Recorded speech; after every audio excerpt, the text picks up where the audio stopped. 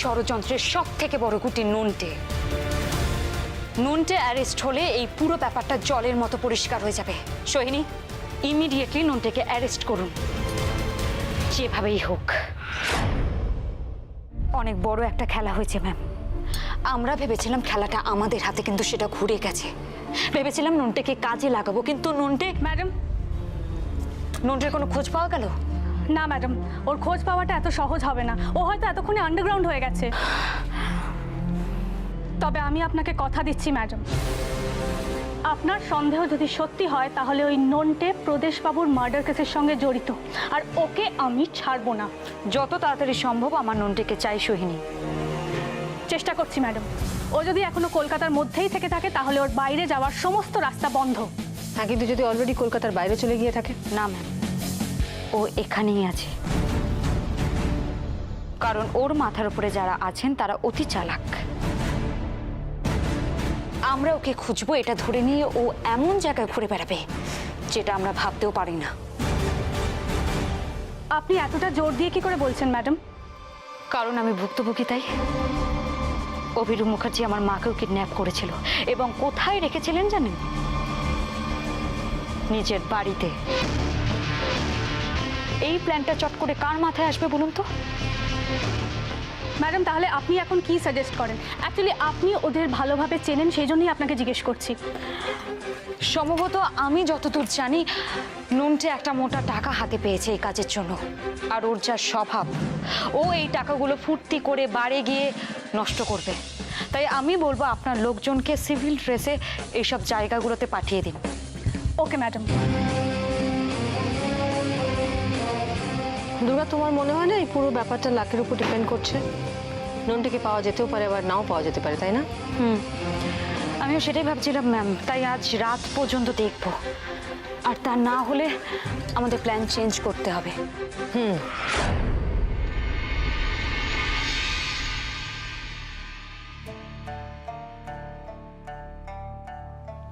Charu, Charu, I am sorry. চারু, তুমি আগেও আমাকে অনেকবার বারণ করেছো। আমার ওর নামটা মুখে নেওয়া উচিত হয়নি। আমি ভেবেছিলাম একটা অন্যরকম সন্ধ্যা তোমাকে গিফট করব, সেটাই কিরকম। আমার সবকিছু এমনিতেই নষ্ট হয়ে গেছে অঞ্জন।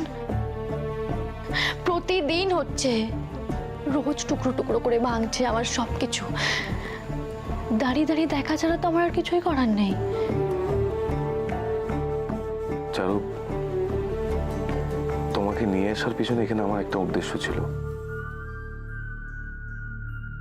প্রদেশবাবুর এই ঘটনাটা আমাদের সবাইকেই কম বেশি আহত করেছে। আর তোমার এই অবস্থা, এরকম একটা শকিং নিউজ তোমার কতটা ধাক্কা দিতে পারে সেটা আমি ফিল করতে পারি। তুমি ঘরে একা থাকলে হয়তো গোমড়াবে, কষ্ট পাবে। তাই ভেবেছিলাম তোমার চারপাশটা যদি একটু অন্যরকম করে দেওয়া হয় তাহলে হয়তো তুমি একটু রিলিফ পাবে। But I am really sorry Charu. Please please, তুমি এভাবে বলো না, আমার খারাপ লাগছে। কৈফিয়ত দেওয়ার তো কোনো প্রয়োজন নেই তোমার অঞ্জন। কারণ আমি জানি আমার মা, বাবা, বোনের পর কেউ যদি আমার ভালো চেয়ে থাকে সেটা একমাত্র তুমি। আর তোমার চেষ্টার তো কোনো ত্রুটি নেই। সমস্যাটা আমার, আমি পারছি না। আমি ভুলতে চেয়েও ভুলতে পারছি না। আমার অতীত আমার পিছু ছাড়ছে না। জানো অঞ্জন, যখন আয়নার সামনে দাঁড়িয়ে নিজেকে দেখি, ভাবি আমি কে, কি চাই, কোনো উত্তর খুঁজে পাই না আমি আদরে। বুকের ভেতর কিরকম অদ্ভুত একটা কষ্ট হয়। মনে হয় আমার মতো মেয়েরা শুধুমাত্র দয়ার পাত্রী। চারু, এভাবে ভাবলে তোমার দুঃখ যন্ত্রণা আরো বাড়বে। আর শুধু তোমার একার নয়, তোমার চারপাশে সবার, আমারও। তুমি আমার কাছে কি, কতটা, আমি তোমাকে মুখে বলে বোঝাতে পারবো না চারু।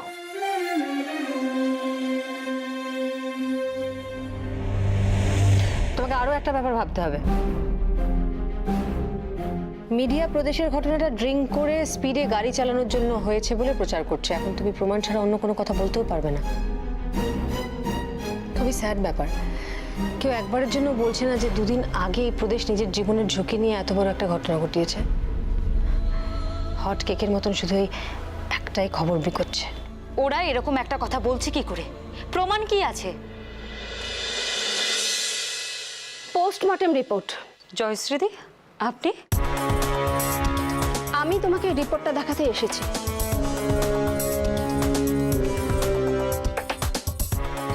এই রিপোর্ট আমাদের কাছে আসতে এতটা সময় লাগলো? আর আমি তো ভাবতেই পারছি না আমাদের হাতে রিপোর্ট আসার আগে মিডিয়ার কাছে খবর গেল কি করে? কোন খবরটা চাপা থাকে বলুন তো? এই যে বন্ধ ঘরের মধ্যে বসে মিটিং করছেন, এটাও কিন্তু বাইরে চলে যাচ্ছে। কিন্তু এখানে একটা অদ্ভুত কথা লিখেছে। মারা যাবার ঠিক 10 মিনিট আগে তাদের ড্রিঙ্ক করেছিল। তাতে তো এতখানি বেসামাল হওয়ার কথা নয়। না ম্যাম, আমি সেটা নিয়ে ভাবছি না। আমি ভাবছি থানা থেকে দাদার বাড়ির দূরত্ব 40 মিনিট। বাড়ির খুব কাছাকাছি কিন্তু দাদার অ্যাক্সিডেন্ট হয়েছিল। যে মানুষটা কোনদিনও ড্রিঙ্কই করে না, সে হঠাৎ বাড়ি ঢোকার আগে কেন ড্রিঙ্ক করবে? হ্যাঁ, যদি করেও তাহলে তো নিশ্চয়ই বাড়িতে ঢুকে করবে। আরো একটা কথা ভাবাচ্ছে আমায়, গাড়ির ব্রেক। নীল বলেছিল প্রাথমিক তদন্তে জানা গেছে গাড়ির ব্রেকে একটা সমস্যা ছিল, কিন্তু সেটা কি ঘটানো হয়েছিল নাকি অ্যাক্সিডেন্টলি? এটাই আমার প্রশ্ন। দুর্গা, তার মানে তো এটা ফুল প্রুফ প্ল্যান, যাতে কোনোভাবে প্রতিষ্ঠান না বাঁচে। যাই হোক, শুভ কাজে আর দেরি করে লাভ নেই, চটপট বিয়ের ব্যাপারটা সেরে ফেলা যাক। দেখো গুঞ্জন, এই বিয়ে নিয়ে আমি তোমাকে আর ফোর্স করবো না। তুমি যদি না বলো তাহলে আমার উত্তরও নাই হবে। কোনো রকম কনফিউশন যদি তোমার থেকে থাকে তাহলে আমি বলবো ব্যাপারটাকে ইমিডিয়েটলি স্টপ করো। বাবা, এই বিয়েটার জন্য অনেক সময় আরো অনেক কিছু ইনভেস্ট হয়ে গেছে, তাই এই বিয়েটা আমাকে করতেই হবে। আরে মেজ বৌমা, আংটিটা নিয়ে এসো, কুইক। হ্যাঁ দাদা, যাচ্ছি। ওয়েট ওয়েট মেজমা, তোমাকে এত কষ্ট করে আংটি আনতে যেতে হবে না। আবার কিসব শুরু করলে তুমি? তোমার এসব বিয়ে দেবই, কিন্তু তোমার বাবা অনেক কষ্টে ম্যানেজ করেছে মেয়ের। এখন আর এইসব করে তুমি? আমি আমি কষ্ট কমানোর চেষ্টা করছি, আর তুমি তোমাকে আংটি আনতে যেতে হবে না। আরে বিয়েটা করব আমি, তাই আংটির ব্যবস্থা আমিই করেছি।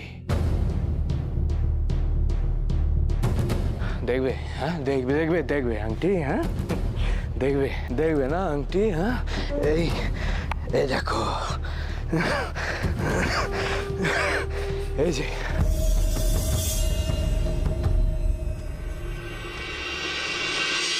চারু, তুমি আমাকে অনেকবার বলেছো যে তুমি পুরনো সব কিছু ভুলে যেতে চাও, তাহলে কেন পারছো না? কেন পারছো না তোমার অতীত থেকে বেরিয়ে আসতে? কেন জানো? কারণ তোমার যেটা করার ছিল সেটা তুমি করোনি। চারু, চারু, আমি তোমার হাত ধরতে পারি, কিন্তু প্রথম পাটা তোমাকেই বাইরে ফেলতে হবে। মানে? আমারও তো ক্ষমতা বা অধিকার নেই চারু, তবে আজ আজ সাহস করে তোমায় কিছু বলতে চাই। এসব কথা বললে আমার ভয় করে অঞ্জন। তাহলে তো আর কোনোদিনও বলে ওঠা হবে না। ইমান, না না, আমি সেটা বলতে চাইনি।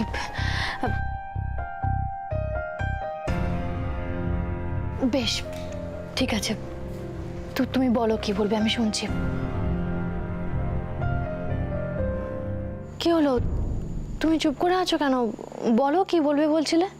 অ্যাকচুয়ালি বলার আগে আমি তোমায় কিছু দিতে চাই।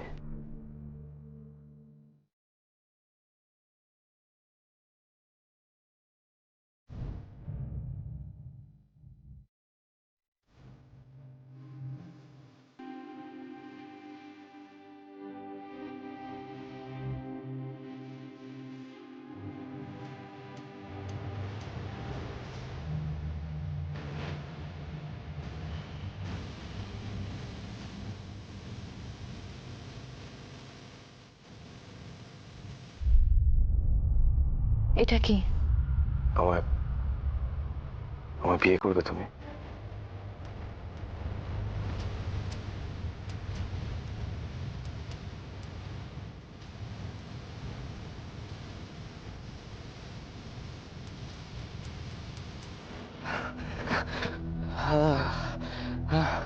জানো তো গুঞ্জন, এই সব কটা না খুব এক্সপেন্সিভ ডায়মন্ড।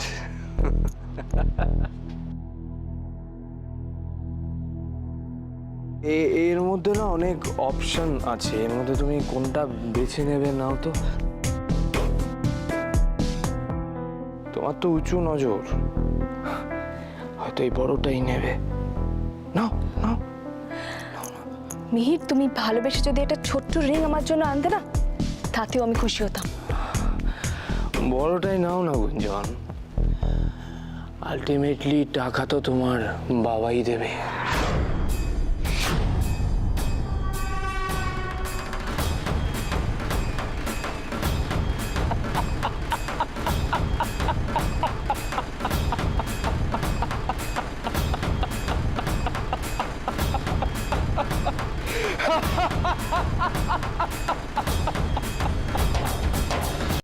ওরা সবটাই খুব প্ল্যান মাফিক করেছে।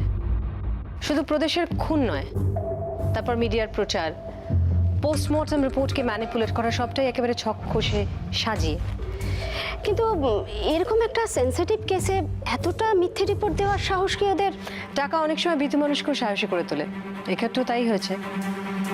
তবে এই সমস্ত কথা নিয়ে এখন ভেবে কোনো লাভ নেই, আমাদের সপক্ষে প্রমাণ চাই।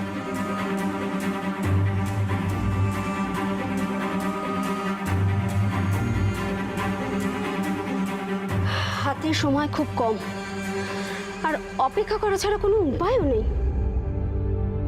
দুর্গা, সোহিনী যেমন কাজ করছে করুক, যদি তুমি চাও তাহলে আমরা দুর্গা বাহিনীকেও কাজে লাগাতে পারি। কিন্তু না ম্যাম, এতে মনে হবে যে আমরা পুলিশ ডিপার্টমেন্টের উপর থেকে আস্থা হারাচ্ছি। না, তা কেন? আমরা তো যেটা করব সেটা ওদের হেল্প করবার জন্যই করব। দেখুন ম্যাম, আমি সোহিনী সরকারকে এনেছি এই কেসের জন্য, আর আমার ওর উপরে পুরো ভরসা আছে। এই জন্যই তুমি এত আলাদা দুর্গা। দেখো, প্রদেশবাবু তোমার কাছে কতটা সেটা আমি জানি। তার এভাবে চলে যাওয়ার পরও তুমি যেভাবে মাথা ঠান্ডা রেখে সত্যিটাকে সামনে আনার চেষ্টা করে চলেছ, সেই জন্য এই ভরসাটা এখন খুব দরকার। আর এই সময় আমাদের একে অন্যের উপরে বিশ্বাস রাখাটা খুব দরকার। আপনি হয়তো ভাবছেন হঠাৎ এত ভারী ভারী কথা কেন বলছি। আসলে অভিনব মুখার্জির নেতৃত্বে অনেক দিন কাজ করেছি, তাই দুর্গা মুখ্যমন্ত্রী হওয়ার পর ভেবেছিলাম ও বোধহয় আমাদের পদ থেকে সরিয়ে দেবে, কিন্তু কিন্তু ও সেটা করেনি। ও আমাদের সবার উপরে ভরসা রেখেছে, আর এখন আমরা ওর ভরসার মর্যাদা রাখতে চাই। কি জানেন জয়শ্রী দেবী, অনেকগুলো ভালো আলুর মধ্যে যদি একটা পচা আলু থাকে, তাহলে ভালো আলুগুলোর মধ্যেও পচন ধরে। আপনি অন্যরকম, তাই আপনি সেটা করেননি। তাই আমি ঠিক জানি না, জানেন আমি কি অভিরূপ মুখার্জির নেতৃত্বে থাকাকালীন তখন ওনার অনেক সিদ্ধান্ত মন থেকে মানতে পারিনি, কিন্তু সাহস দেখে সেগুলো প্রোটেস্টও করতে পারিনি। তার জন্য জনসাধারণের অনেক ক্ষতি হয়েছে, যার ভাগীদার কিন্তু আমি নিজেও। কিন্তু বিশ্বাস করুন, আমি সবসময় চেয়েছি মানুষের জন্য কাজ করতে, ভালো কিছু করতে, ঠিক দুর্গার মতো। আমার গর্ব হয় ওকে দেখে। আমার ইচ্ছেগুলো, ভাবনাগুলো দুর্গা অনেকটা সত্যি করার চেষ্টা করে চলেছে। তোমার জন্য কিছু করতে পারলে খুব ভালো লাগবে দুর্গা। না, তুমি ভরসা করেছো বলে সেজন্য না, মন থেকে বলছি, তোমাকে সব রকম ভাবে সাহায্য করতে চাই। আপনি এতটুকু বলেছেন, এটাই আমার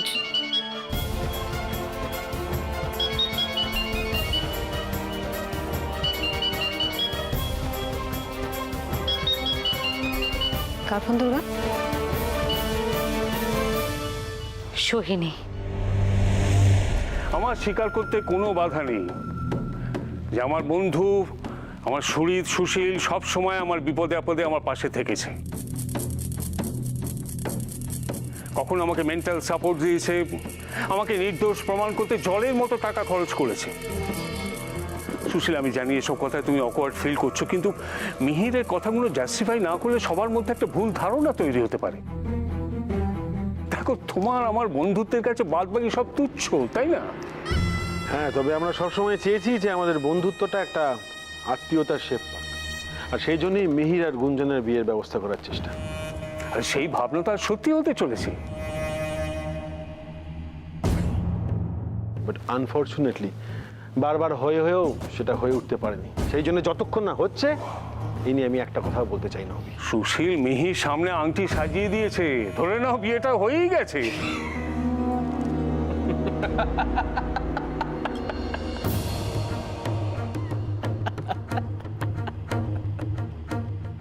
এই এই কথাটা ওনাকে কতবার বলেছো আগে, সে খেয়াল আছে তোমার? তুমি যেটা করছো এর পরিণতি ভালো হবে না মিহির, তুমি চুপ করো না। প্রত্যেকবার চুপ করে দেখেছি। এই যে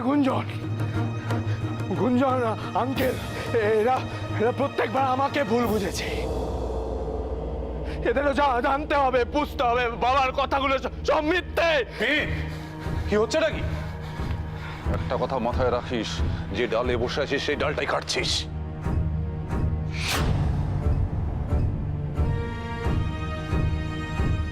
এতক্ষণ বুঝতে পারছিলাম না মিহির, কিন্তু এখন মনে হচ্ছে আমি সত্যি বুঝতে পারছি যে তোমার জ্বালাটা কোথায় আমি ফিল করতে পারছি। আমিও বুঝতে পারছি মনি, তবে আমার মনে হচ্ছে এটা ওর প্রাপ্য ছিল। জানি না এসব করে কিছু সলভ হবে কিনা, তবে এত কষ্ট পেয়েও যে তোর কোনো প্রায়শ্চিত্ত হবে না সেটুকু আমি বলতে পারি। আঙ্কেল, এই আঙ্কেল, সরি, আপনি তো এত বড় একজন বিজনেস টাইকুন, হ্যাঁ? আপনি কি করে এরকম মিথ্যে কথায় বারবার করে? মিহির, আমি আজ অব্দি যা করেছি আমার মেয়ের জন্য করেছি। এগুলো যে মিথ্যে সেটা তুমি জানতে না তা তো নয়। গুঞ্জন, আঙ্কেল, এগুলো বলার কি প্রয়োজন ছিল? এইসব মিথ্যে বলার কি প্রয়োজন ছিল? আপনারা সবাই যারা এখানে আছেন তারা আগেও হয়তো আমার বিয়ের ঠিক হওয়া দিনগুলোতে ছিলেন, তারা সব কিছুর উইটনেস ছিলেন যা যা ঘটেছে। আর যারা ছিলেন না তাদের উদ্দেশ্যে বলছি, প্রথমবার যখন আমাদের এনগেজমেন্ট সেরিমনিতে মিহির ওই মেয়েটা কি জানো না, চারুলতাকে বিয়ে করে নেয়, আবার দ্বিতীয়বারও। ও বাবা, তোমার তো দেখছি মারাত্মক স্মৃতিশক্তি। আসলে ব্যাপারগুলো আমার সাথে আগেও অনেকবার ঘটেছে, তো তাই জন্য আমি ভুলতে পারি। আরে নতুন জীবন শুরু করতে যাচ্ছ, এখনই সমস্ত ভেবে কি হবে? বরং ভাবো যে সবটা সুন্দর করে মিটে গেলে আমাদের মিহিরের সঙ্গে তুমি হানিমুনে কোথায় যাবে।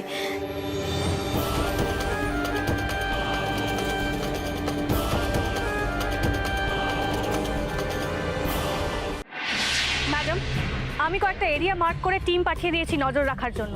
তবে আপনার কথা শুনে যা মনে হলো তাতে মনে হয় না নন্টের মতো লোক খুব পশ কোনো একটা এরিয়ায় যাবে বলে। খুব সম্ভবত নয়। তাই আমি নিজে একটা টিম লিড করে পুরনো গঙ্গার খালপাড়ে চলে এসেছি। এখানে চৌরাস্তার আশেপাশে 7-8টা ছোট ছোট জোয়ার ঠেক আর বার রয়েছে। দেখুন সোহিনী, আমার এই জায়গার সম্বন্ধে কোনো আইডিয়া নেই। অনেকেরই ধারণা নেই ম্যাডাম, আর সেই জন্যেই নন্টের এখানে আসার চান্সও বেশি। যদি আসে তাহলে কোনো রকমভাবে যেন ও হাত ছাড়া না হয়, সেটা খেয়াল রাখবেন। আপনি কিচ্ছু চিন্তা করবেন না ম্যাডাম, প্রত্যেকটা থেকে আমার লোক সিভিল ড্রেসে ছড়িয়ে রয়েছে। একবার নন্টে এখানে এলে কোনো মতেই পালাতে পারবে না। সোহিনী, আমি কিন্তু এবার একটা ভালো খবর শুনতে চাই। আপনি আমার উপর এতটা ভরসা করেছেন ম্যাডাম, আপনাকে ভালো কোনো খবর দিতে পারলে আমারও ভালো লাগবে। আচ্ছা, আমি এখন রাখছি, আপনাকে আপডেট করতে থাকবো। ওকে।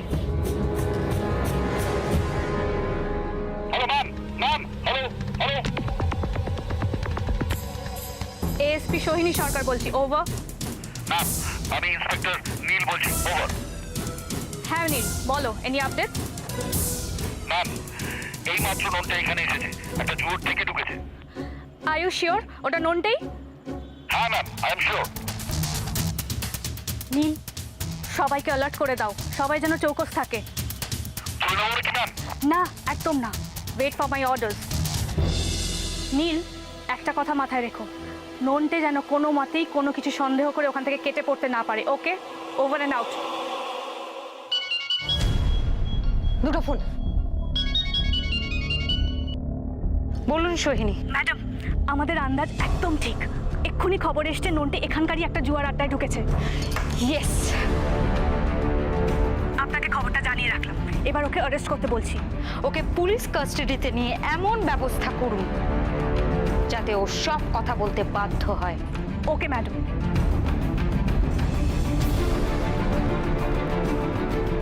এবার শুধু সত্যিটা সামনে আসা বাকি। আর আপনিও একটু অপেক্ষা করুন মিস্টার মুখার্জি, আপনার জন্মদিনে একটা বড় উপহার নিয়ে আসছি আমি।